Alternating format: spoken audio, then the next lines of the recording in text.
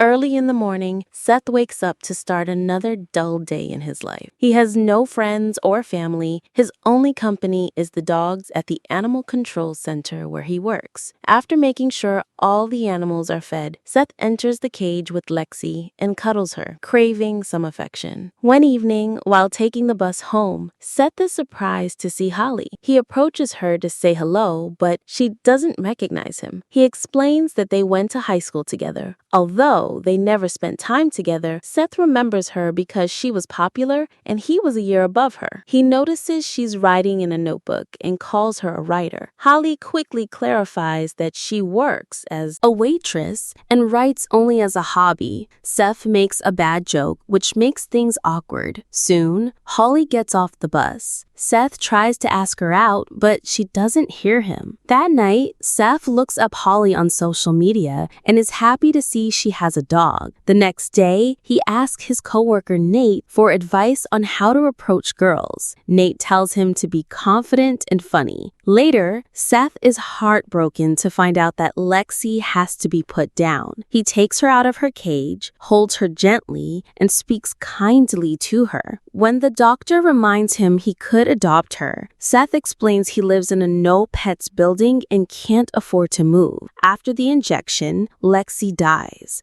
and Seth takes her body to the crematory. Later, as he removes Lexi's profile from her cage, he hears a sound coming from the restricted area. He checks, but finds nothing unusual. After work, Seth continues looking at Holly's social media and starts taking notes about her life. He examines each photo carefully and eventually finds out where she works. The next day, Seth visits the diner where Holly works. Again, she doesn't remember him. He tries complimenting her hair, but she remains professional and simply serves his food. Moments later, Seth asks her out, but Holly turns him down, saying she has a boyfriend. Seth quickly replies that she doesn't, which creeps her out. She leaves the bill and walks away. That night, on her way home, Holly feels like someone is following her. Outside her house, Seth hides in the bushes. Holly tells her roommate Claire that someone is outside, but Claire thinks she's just being paranoid. Then Holly gets a call from her drunk ex-boyfriend, Eric. After hanging up, Claire tells her to forgive him because being alone is hard. Holly refuses and drinks instead. The next morning, Holly finds a large bouquet of flowers at the diner with a card that says only, "Be mine." After work, she visits Eric at his bar and tells him to stop sending gifts. But he says it wasn't him. He tries to win her back, but Holly reminds him he cheated. Then Seth walks into the bar and watches from a distance. When Holly goes outside to smoke and write, Seth follows and tries to talk. She still doesn't recognize him and says she's leaving. Seth admits he sent the flowers, and Holly finally remembers him, realizing he's been stalking her. A desperate Seth insists he isn't crazy and just wants to talk, claiming he's thought of her ever since school. Holly tries to leave, but Seth blocks her. She pushes him away and rushes back into the bar. Inside, Eric notices Seth following her. Holly tells him Seth tried to grab her. Eric jumps over the counter and punches Seth, who ends up on the floor, bleeding but laughing. Eric kicks him again, and Holly has to stop him from doing more. Eric throws Seth out and warns him never to return. On the floor outside, Seth notices that Holly dropped her notebook. At home, Seth treats his wounds and begins reading the notebook. It turns out to be Holly's journal, filled with her private thoughts and emotions. Seth stays up late reading every word, feeling connected to her anger and pain. The next day, at work, Seth goes into the restricted area and discovers a hidden hatch. Below it, he finds an old room still connected to the power supply. This gives him an idea. Over the next few days, he follows online tutorials, buys supplies, and builds a cage in the abandoned room. He also studies Holly's journal and steals medicine from the shelter. At home, he tests the sedative on himself. It works, and he falls asleep with no side effects. A few nights later, Holly is walking home and senses someone behind her. She stops and looks around, but Seth is hiding. She walks again, feels it again, and sprays her pepper spray, accidentally hitting a homeless man. Panicked, she runs off, while Seth watches from the shadows. He decides to follow the man who screams in the night. Later, Seth climbs a wall and enters Holly's apartment through a window. Holly's in the bathroom taking medicine and hears the noise. She rushes to the living room and finds the window open, so she shuts it and goes to bed. That's when Seth jumps on her and injects her with the sedative. Holly struggles briefly before passing out. Seth hides her in a box and takes her to the shelter. When Neat questions him, Seth lies and says their boss asked him to handle a delivery. Neat believes him and just asks him to sign in. Holly starts to wake up and makes a noise, so Seth cuffs to cover it. She makes another noise and Neat hears it but blames it on the AC. Seth leaves and Holly fully wakes up inside a cage in the abandoned room. Terrified, she tries to escape and rips off a nail in the process. She screams for help, but only the dogs can hear her. They bark loudly, but Nate assumes they're just acting normally. In the morning, Seth brings Holly a bedpan and talks to her gently. Holly insults him, so he says she's lost her chance to eat and they'll try again tomorrow. As he walks out, he ignores her screams. Once alone, Holly starts filing at the bars using the chain on the lock. Seth finally gives Holly some water and food. She grabs his leg, begging him not to leave, but he says it's important to set boundaries in their relationship. He leaves after repeating that they'll try again tomorrow. That night, Holly starts imagining that Claire is there with her, describing all the terrible things Seth will do. Holly yells at her to shut up. Eventually, she has to use the bedpan and gets scared when a rat approaches. She freaks out and kicks it until it dies. The next day, Seth cleans up the blood. Holly asks if he'll take advantage of her and he says no. But when she asks if he'll kill her, he says, "I hope not," which terrifies her. Seth explains that he might not have a choice if he can't save her. She thinks he's part of a religious cult, but Seth claims he's not doing this for himself, he's doing it for her because she's special. He says he felt lost before he met her and thought she truly saw him, but he later realized that what she showed the world was fake. He asks who the real Holly is because he wants to know if there's still a chance to save her. If not, she'll never leave the room. Holly insults him, so Seth walks out. As he leaves the restricted area, Seth runs into Nate, who reminds him that he shouldn't be in that part of the shelter. Nate sends Seth off to clean, then checks the door, but it's locked. That night, the Claire hallucination asks Holly what she'll do, and Holly says she'll wait. The next morning, Seth shows Holly he has her journal. He says he feels sorry for her, especially because she writes about love in such a sad way. Holly responds that a creepy stalker can't understand love either. Seth then brings up Claire, revealing he heard Holly talking to her and using two voices. He asks if Claire is in the room and Holly says no, but she can see her behind Seth. She admits she knows Claire is not real, but Seth means more than just this room. He's learned that Holly has been hallucinating Claire at home too. As Seth reads the journal, the truth comes out. Claire was real and used to live with Holly around the time she got engaged to Eric. Claire had an affair with Eric, which Holly discovered through his email. During a car ride, Holly confronted Claire, who apologized and said it didn't mean anything. Furious, Holly began driving recklessly. Eventually, she crashed the car. Both women woke up covered in blood. Holly found a glass shard in her stomach. When she heard Claire speaking, she pulled out the shard and stabbed her in the eye, killing her. The police believed Claire died in the crash. Back in the present, Holly says she's a fiction writer. Seth admits that's why he had to be sure before going to the police. He's been following her for days and discovered that since Claire's death, Holly has been killing random people in brutal ways. She was the one who set the homeless man on fire. Seth believes Holly keeps the journal because she wants to be caught and punished. But he's not here to punish her, he's here to save her. Holly agrees she wants to be saved as Seth leaves. The Claire hallucination claps at Holly's performance. Holly then admits she was lying just to make Seth think he has a chance. During Seth's next visit, he brings her water and a cloth to wash with and can't stop staring at her skin. They talk about her murders. She says she enjoys killing, but Seth doesn't believe her. He thinks she's acting out of guilt and trauma. Holly then tells a story about sharks banging their heads against the glass in aquariums and starts acting like one. She only stops when Seth asks. She keeps taunting him, saying that if she kills herself, the police will blame him. Disturbed, Seth leaves. Later, Seth is called to the boss's office and scolded for not doing his job. He isn't fired, but is given a warning. One more mistake and he's out. During his next visit, Seth gives Holly only 2 chocolate bars, saying she has to learn that she's not in control. If she doesn't behave, she won't get any food. Holly tries to manipulate him by saying she dreamed of them living together by the beach. Seth gives in and agrees to bring her more food. When Seth leaves the restricted area to get snacks, Nate sees him again and becomes suspicious. This time, the door is unlocked. Nate goes down the hatch and is shocked to find Holly in a cage. She begs for help, so Nate starts banging the lock to break it. At that moment, Seth returns. Holly silently signals him to attack. She keeps Nate distracted while Seth sneaks up and hits him in the head. Nate pushes Seth against the wall, so Seth pulls out a knife and stabs him multiple times. As Nate tries to chase him, Holly sticks out her leg, making Nate trip. She sweetly encourages Seth to finish him off. Seth smashes Nate's head with a cinder block while Holly enjoys the sight. Afterward, Seth breaks down, but Holly calms him and gives instructions to hide the body. Using tools from the clinic, Seth removes Nate's teeth, nails, and fingerprints. Then he cuts up the body and feeds it to the dogs. The rest is burned in the crematory. After showering, Seth calls his boss to say Nate left for an errand and never came back. Later, he throws the teeth in the river. Back at the shelter, he starts cleaning the blood while Holly rambles. She implies he's attracted to her dark side. She grabs his hand and tries to force him to touch her inappropriately, but Seth pulls away. Later, Seth finds a detective going through Nate's things. The detective questions Seth, who gives a very shaky story. The detective finds it suspicious that Seth already speaks of Nate in the past tense. The next day, Seth moves carefully since the detective is still around. He brings food to Holly, but she won't speak. After days of begging, she finally talks and asks Seth to cut off his finger as proof of love. He refuses, so Holly gives another manipulative speech